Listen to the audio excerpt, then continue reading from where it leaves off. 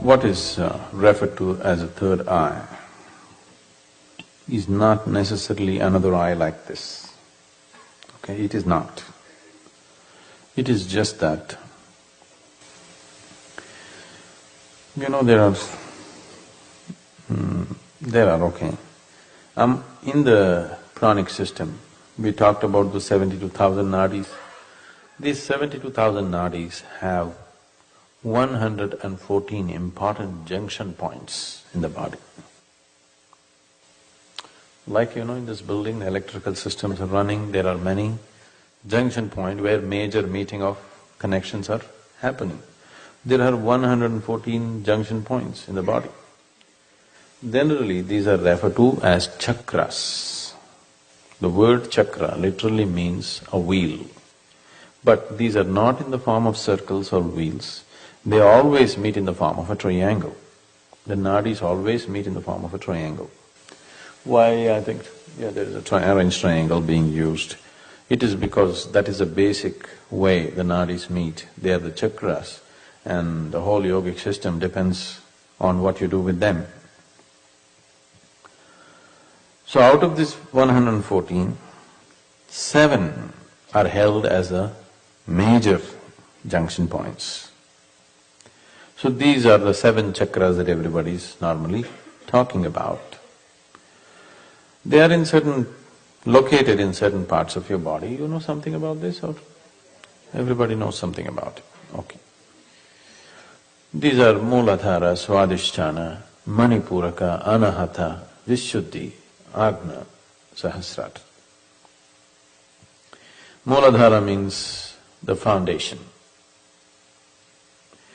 This is a center which is physically or physiologically, it is located between your anal outlet and your genital organ. It's called the perineum, medically, I think. Where's the doctor? This is Mooladhara. If your energies are dominant in your Mooladhara, food and sleep will be the 2 major qualities of your life. They will be the most important factors in your life, food and sleep.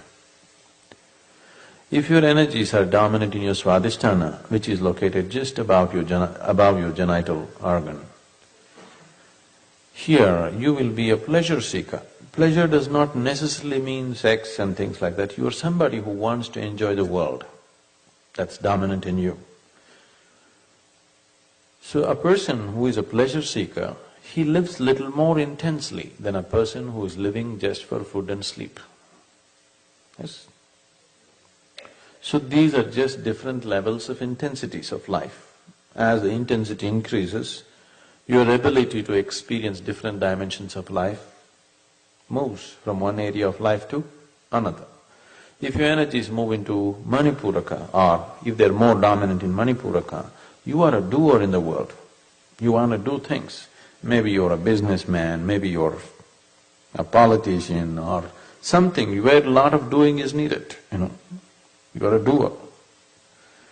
If energies move into Anahata, this is the creative center, you become a creative person. Maybe you're an artist, or at least you have tendencies. Maybe you didn't make it in the Hollywood, but you know, you want to create more than simply eating and sleeping or seeking pleasure outside. You would like to do something. There is creativity in you. A person, let's say an artist, generally their lives may be considered a little freaky for other people, but they experience life little more intensely than, let's say, a businessman. Yes? The word anahata means unstruck. This is the unstruck sound. This is a meeting between the lower and the higher. All your survival instincts are in the lower 3 chakras. Self-preservation is in Manipuraka, Swadhisthana and Mooladhara. The longing to break away from all this and go away beyond is in Vishuddhi, Agna and Sahasrara. Anahata is the meeting point. So Anahata, the symbolism is 2 triangles meeting. You've seen that the Star of David, everything comes from Anahata.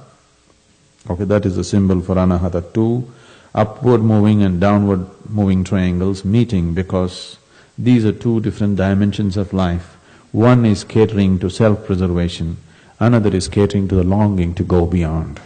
In your head and your heart, you have longings to go beyond, but in your body you have longings to preserve. So if energies move into Vishuddhi, it's a power center, you can become enormously powerful, very powerful individuals. When I say power, not necessarily physical or financial or something, people can be powerful in so many ways. Just the very way they stand, some people are powerful, some people are not, isn't it? Yes? So you don't have to do any action. You make 10 men stand here, the very way they stand, some men are powerful, some aren't, isn't it so? It's not necessarily because of their activity, just the way they are. They don't have to pose for anything, just simply the way they are, there is power about them. If your energies move into Agna, you are intellectually realized, you see things clearly, you see everything the way it is. Once you begin to see everything the way it is, you are at peace. So Agna is called as the third eye because you see things the way they are. With these two eyes are very deceptive. They make you see things the way it is necessary for your survival. They don't allow you to see everything the way it is. Once your energies touch Agna, now you're seeing things the way they are, everything the way it is. Now, that is why it is referred to as a third eye. Now, Sahasrara is the seventh chakra that is not in the body, just outside the body. But most people, it is dormant, it is not active. If some sadhana comes into your life, if you activate it in a certain way, or because of a very intense way of living, it can become active. If energies move into Sahasrara, you will become unexplainably, unreasonably ecstatic. Simply like crazy, you're ecstatic. If you come to the Bhavaspandana, you will see, simply for no reason, you will be spilling in ecstasy. You just don't know what's happening, just no external reason. Simply you're ecstatic, simply because your energies touch Sahasrara.